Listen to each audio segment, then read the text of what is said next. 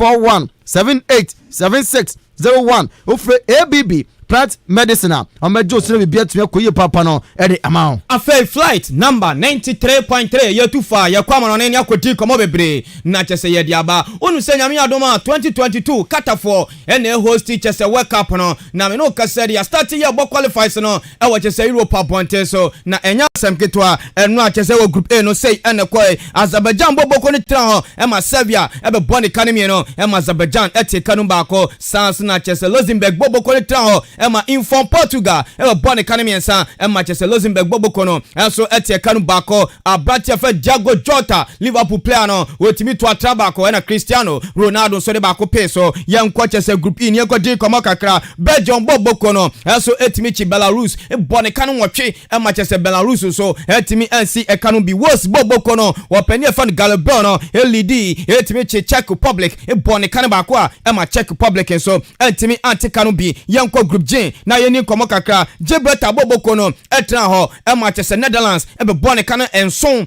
e ma chese Gibraltar fo no entimi anti kanu bi tanso na Montenegro fo tra ho e ma chese opani fan halamo e be bo chese Norway e be bone kana bako e ma chese Montenegro enso entimi anti kanu bi Turkey boboko no so timi tonsa e de fe Latvia match ni biawe no obi atimi ahye nyonko e ka miensa enso ho yenko group H na yekodi komo kakra Cyprus enso etimi chi Slovenia ibone kana bakwa wetimi ante Croatia boboko no eso etimi chi Malta ibone kana miensa ema Malta etimi ante kanu bi Slovakia etimi chi openie fan Regina Putin Russia for ibone kana mieno ema chese Russia eso eti ekanu bako we matches anyame adoma no etodwa results no e wa chese World Cup qualify Qatar 2022 no anopemu nsam no ye de amamo ento so enama tisiribe to form na say enebesia kwa 6:45 pm no Greece etnafie ehia Georgia de boni e group B no efonmo e ba 6:45 no Spain etnafie ehia Kosovo enso boni ni ewuremu group C no say na matches no besia ko Lithuania etnafie ehia Italy e de aboni amabia enso etumi akoy na Northern Arena enso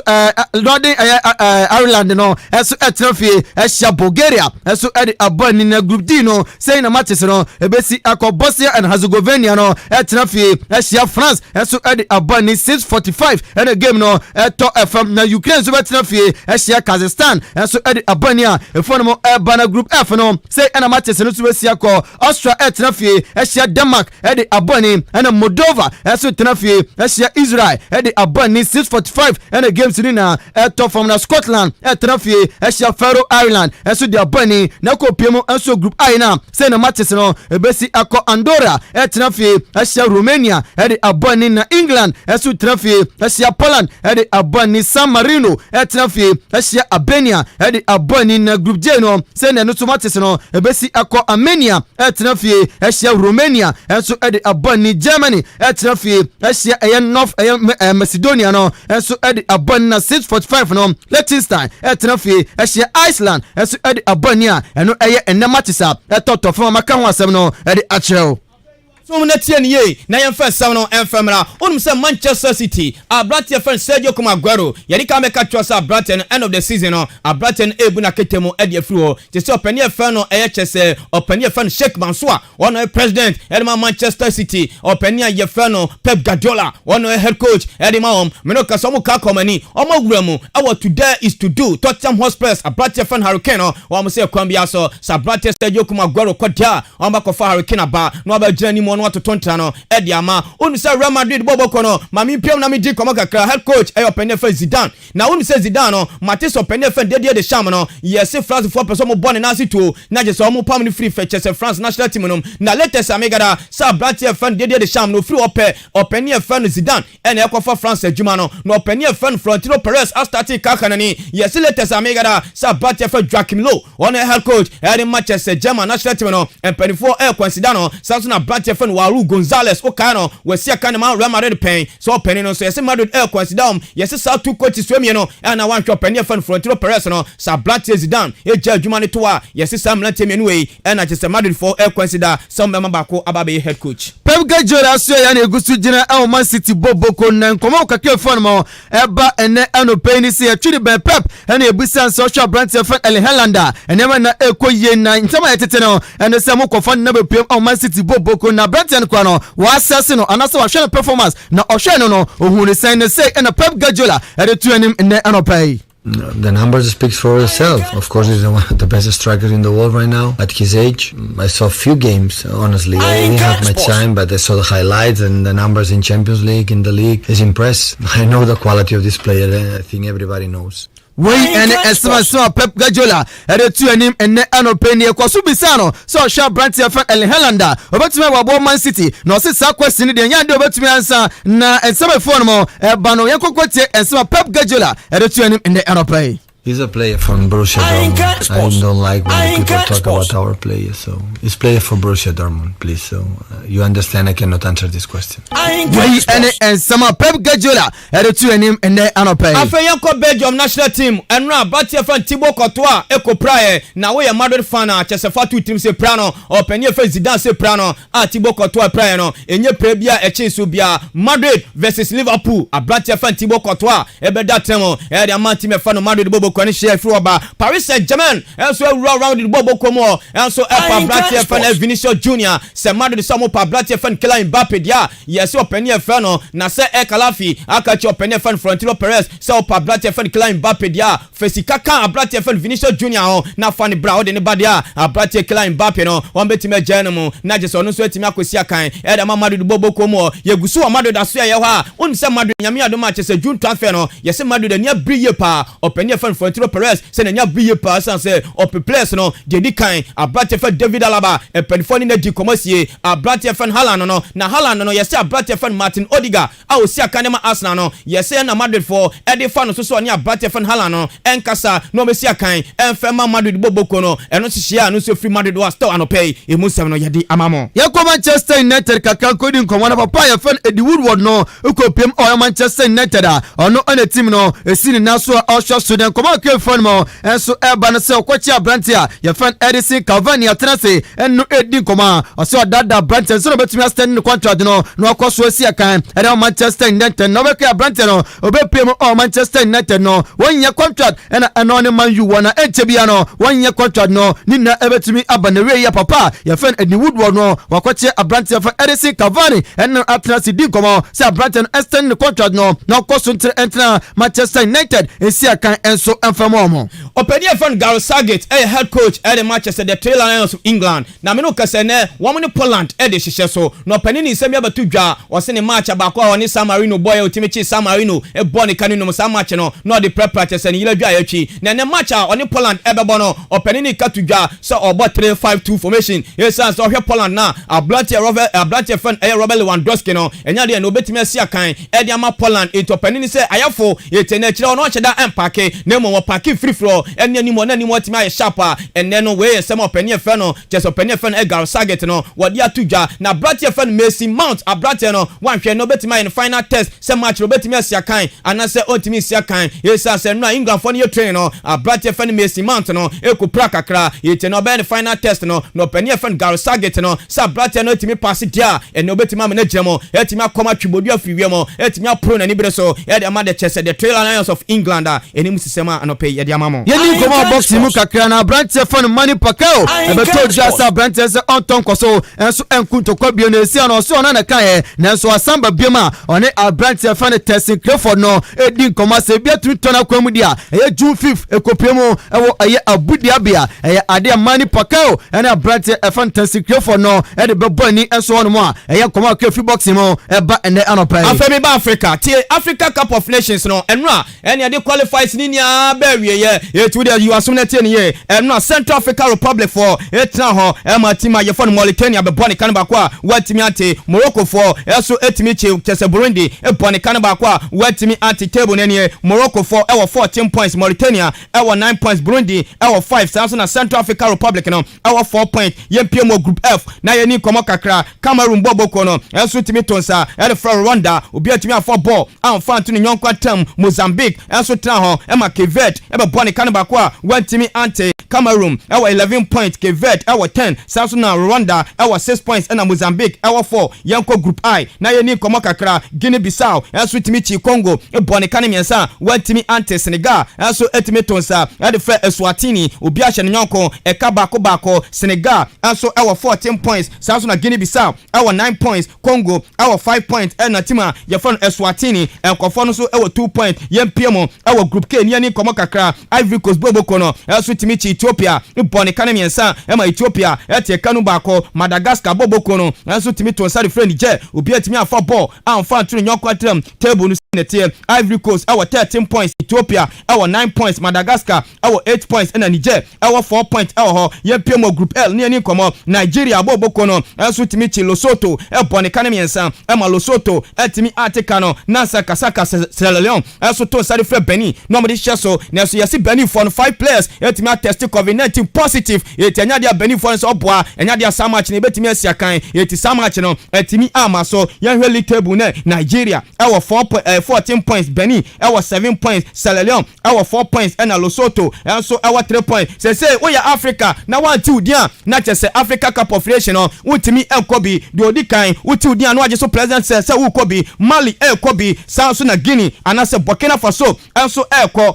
Guinea for ɛkɔbi sanso na Mauritania ɛnso ɛkɔ Ghana ɛkɔbi Sudan ɛnso ɛkɔ Gambia ɛkɔbi Gabon ɛkɔbi Morocco ɛkɔbi sanso na Mauritania ɛnso ɛbɛtimi ato anamo akɔbi Cameroon ɛbɛkɔ Cape Verde ɛnso ɛbɛtimi akɔbi Egypt ɛbɛtimi akɔ Comoros ɛnso ɛkɔ Algeria ɛkɔ sanso na Zimbabwe ɛnso ɛkɔ Senegal ɛkɔbi Guinea Bissau ɛnso ɛkɔ Tunisia for bɛ president sɛ sanso na Equatorial Guinea ɛnso ɛbɛtimi presenti ɛwɔ hɔ Ivory Coast ɛbɛkɔbi Ethiopia ɛnso atimi agye visa ɔno so kɔ Nigeria abuku ni ticket ɛkɔ sanso na Benin ɛkɔ sa teams a yɛbɛbɔ wɔn den ɛnya deɛ ɔbɛtimi ahu wɔn ɛwɔ Africa Cup of Nations 2022 no ɛyɛ awurahosɛm yɛ pa do odi kan South Africa uhu no Uganda uhu no Zambia Chipolopolo of Zambia 2012 nkɔfɔ ne gye no ɛnya deɛ ɔbɛhu Zambia for ɛwɔ hɔ Angola for ɛnkɔbi sanso na Congo ɛnkɔbi DR Congo ɛnkɔbi sanso na Togo for ɛnkɔbi ɛna Rwanda ɛnkɔbi ti second to sambobɔ din ɛnya deɛ 2022 Africa Cup of Nations obehu wɔn yɛnti mmerɛ fie ne yɛmfa fisɛm kakra yɛn sa kana nso mfa mmerɛ o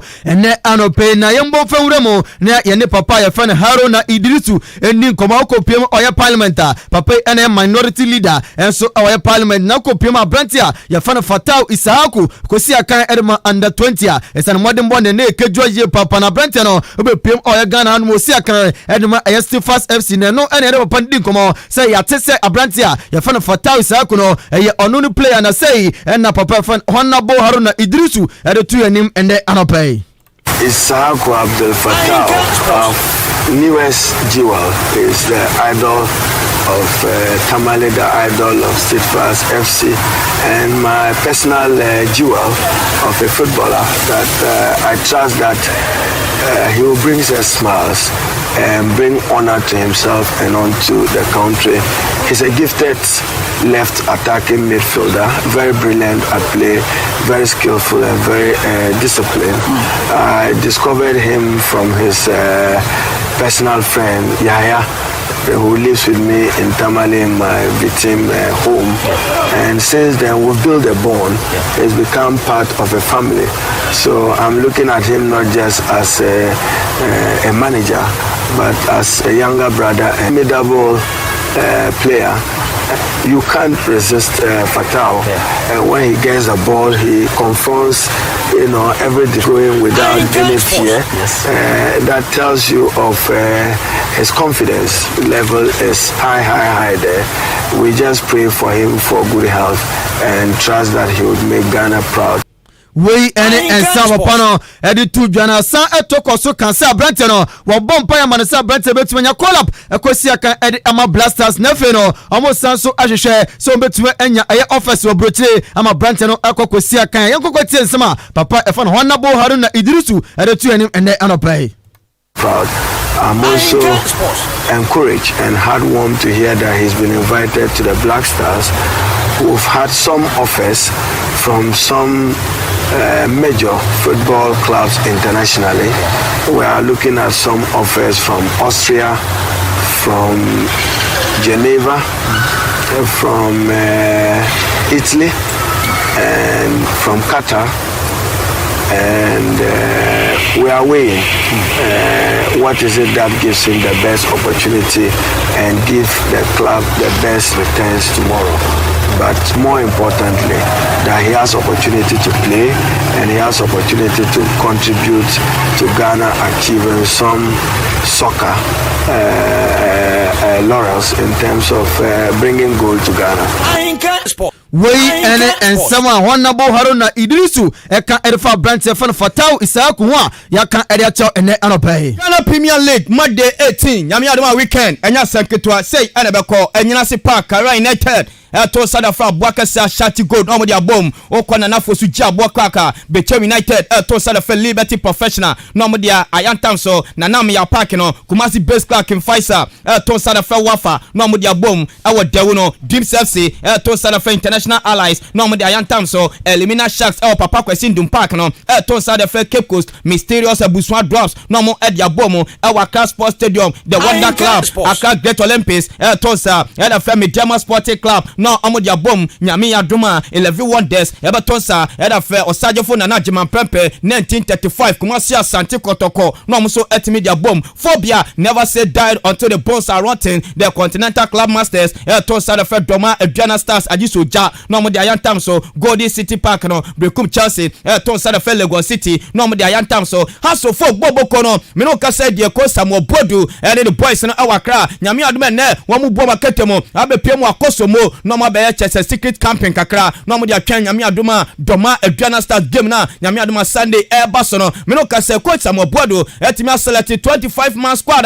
wado mu piemo akosomo ehye oba ni select seba se coach Samuel Bodu etimi akofre togba fede the board chairman edema House of Folk akacha so penny House of Folk afewe on betimi agikana Premier League no eto penu da de tomoda esa se wa hwepete takramu den e se House of Folk etimi konjoki magic kakra etimi probo bia lani so wahwe House of Folk no also ebetimi agi Ghana Premier League no enhye firi oba onu se Kumasi Asante Kotoko enche no mukofo penye fan Mariano Barreto eno penye fan Bruno se omomra me Kotoko djuma no me no kase latest amegada sa Brad F Johnson Smith eni Abdul Gazere no ometimi promote am anaso ometimi demote am so mo form Kotoko under 20 no e say Johnson Smith no enya dia behu se oja touchline commanding magic e ma Kumasi Asante Kotoko biom baby abehu no e Kotoko under 20 no e ho na abehu penye fan Johnson Smith eno penye fan Abdul Gazere no yewura mo Kumasi Asante Kotoko wankodi nkoma Accra na de formo eba ne se Kotoko chode koma GFA so on person fi Accra Sports Stadium kosi akan ewo Obos Link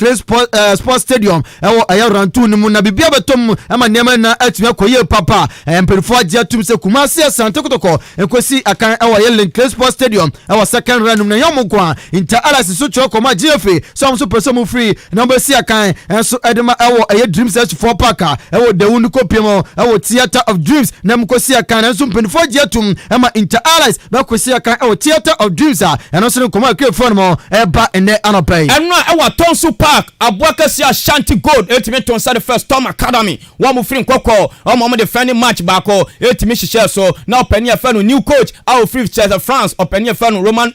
Fowles no openi ni timi epiemo ewo Ashgold asuye na Ashgold etimi Chelsea Storm Academy ebone academy ensa ema Storm Academy eti ekanu baako openi afanu Roman Fowles no edi sembia tudwa wasi wania no wodi assess Ashgold team no esa senyame anu akwasiada wa mu bo maketemo edo mani achemu anyinase wa mo ni team fan Kara United ene ede kwahye so eto baa no from defense to midfield to attack no wa hu bibia ene hia efiri wode ba onum se GFA etimi akache teams bi se eyade a chese second round no 25% of supporters no won betimi Ediaba Stadium abetimi abe support na tienie we Accra Sports Stadium no aso folk wo ho Great Olympics wo ho Lagos City wo ho yesi supporters a sa teams we ebetimi allow omotimi akọ park no eye 9900 na centralfo ebekọ eye 150 chese any centralfo ebetimi akọ na supporters ombetimi anta Accra Sports Stadium no eye 9900 ye Primo Cape Coast Sports Stadium yesi GF4 akache Mysterious Buswa Drop se supporters a ombetimi do maba eye 3700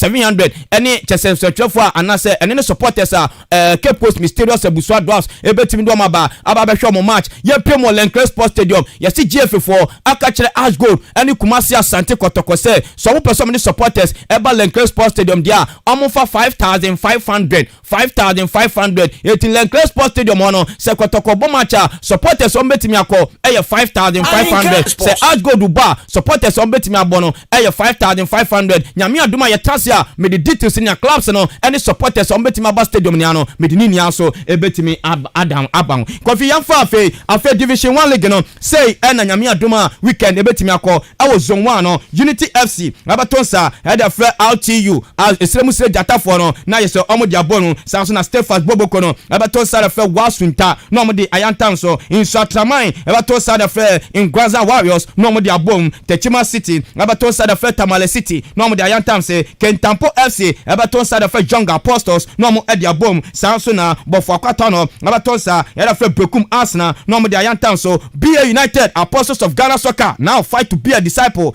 tosa header fre Mighty Royals no omo di abom sanso na Bewa FC tosa header fre Crocodile Stars no omo di Ayantan so we zone 1 Madie 15 no anopemu sam ye di amam na zone 2 rususe ne besia kwa kwasiada no Achikin FC trafie ehia Star Madrid di aboni na kwasiada na Wasamana FC betrafie ehia Bibiani Gold Stars enso edi aboni Sekeni Hazakas trafie ehia Asukwa Deportivo edi aboni enso Sunday ne game no to from na FC Samatex enso betrafie ehia BYF Academy enso di aboni Sunday ene game no to from na Saturday no say na ebesia ko New Edubiase trafie ehia Enzima Kotoko edi aboni na bia enso atumi akoye na Vanmouth Vipers enso trafie ehia Unistar Academy edi aboni eno ye kwasiada na Pacific Heroes trafie ehia Pro United enso ye kwasiada ene game no beto from na Swedro Oblast enso trafie ehia Sky FC enso di aboni enso ye kwasiada efi zone 2 mo eba ndano pay afeye piemo zone 3 na ye ni koma kakra Far Rangers abato sada fe Pando Heart of Lions no mo dia bom Accra City abato sada fe Nania FC no mo dia Yantam so Ochima Planets abato sa eda fe Accra Young Wise no mo dia bom Vision FC ebe to the Mighty Jet for wa 2 no mo dia Yantam so Ankoti abato sada fe Tamayut no mo dia bom Dambot abato sa eda fe the Pride of Akimodan the Pride of Alexander Kwesiapa the Pride of Mami Victoria Duni Team Kotoku Royals no mo dia bom I'm a dance professional abato sada fe Accra Lions no mo dia Yantam so na fe de Accra chese ya front akosomo Crystal Palace so any Agbozomo Rivers e de be Yantam so kofi kuye ne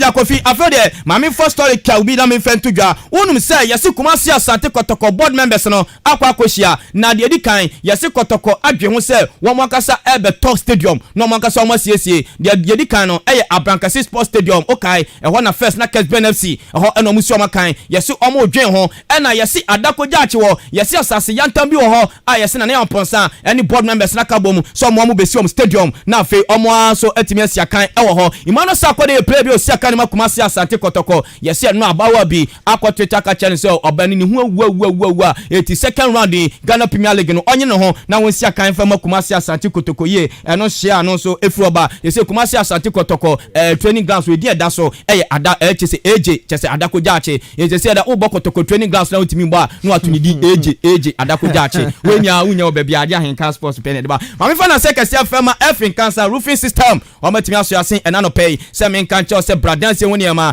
fiti blocks kosi anwana blocks no ye was size 5 for ho ye was size 4 and ye was size 6 ho anwa no ye wo de plastering and ye wo de hyehyɛ ye waboa ye de concrete papa ho ye de chese hwibalo biaba ya to ni di se jataba hwibalo na no na contractor se wa kem wadane ne mpatemu a enwa no bia etu yesa se no tai no ne ho odin ye pa na ye won chance wo ho en chance ne ye wo IDD ye wo IBR en chance ne de ni nia no ye obi o 20 years warranty en so etimi da so upe paint na to afiti krankan to krankan ye wo paint wo ho ye wo na do de bodan so ene wo ye wo na do ye didi dwuma bia bi wo ho ye wo paint a chese enka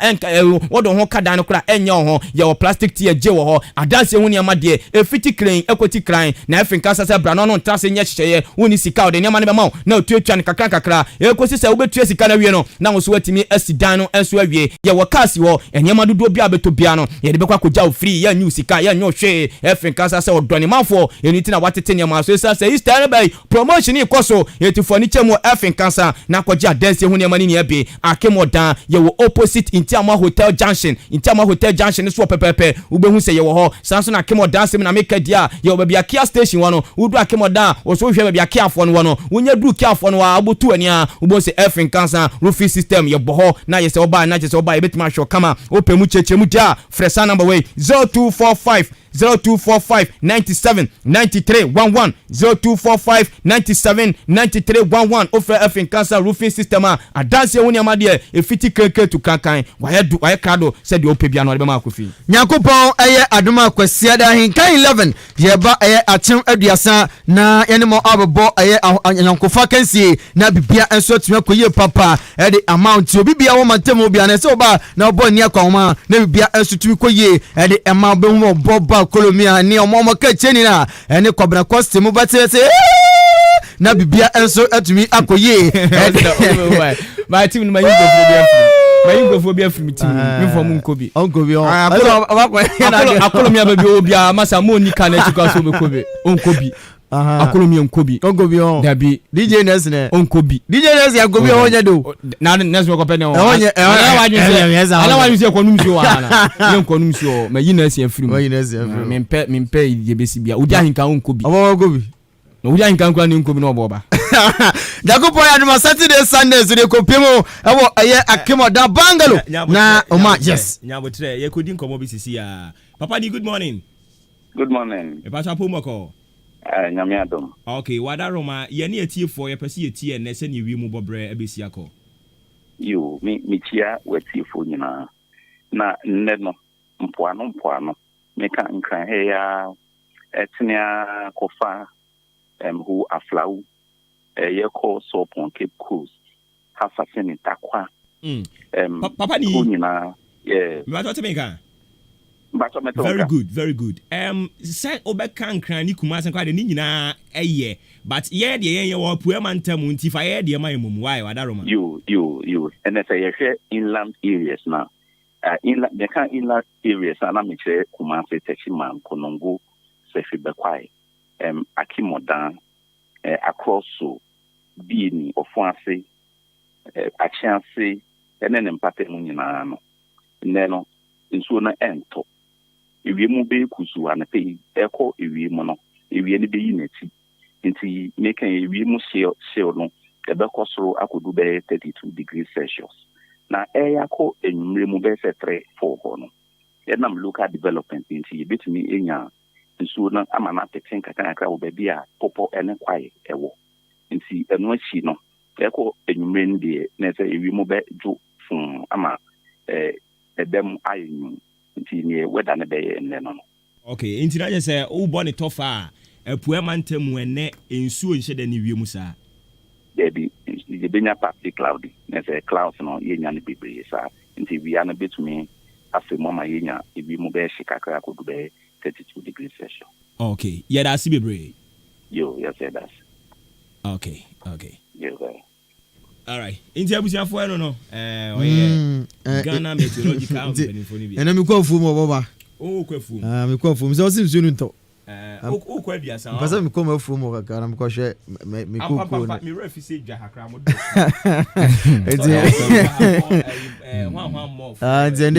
me go to good na chebi ewiom no be dey so chebi no na na so chebi wo dam ono na de ntemu me go chebi house me ko na so nti abusia ye ko na Yakobon ya dema se e bangalo na ye fa games no na famra ofokutubu ma me first 11 ya me dey ko tournament mu ni me bo 4-1-2-1-2 formation 4-1-2-1-2 formation yes K4 na better form enti K4 no edapom a oboba be chance na wutie se odi wom a na ye se wan kobi K4 na better pom na je se K4 ebebo efiampofo na bebo number 2 efiampofo a Adepa Dumas ene bebo oye dey me first 11 na me dey kwa biasa no why dada na afi na amaye dada Adepa Dumas ene bebo 3 Adepa Dumas bo 3 a okay na afi me dey apuzo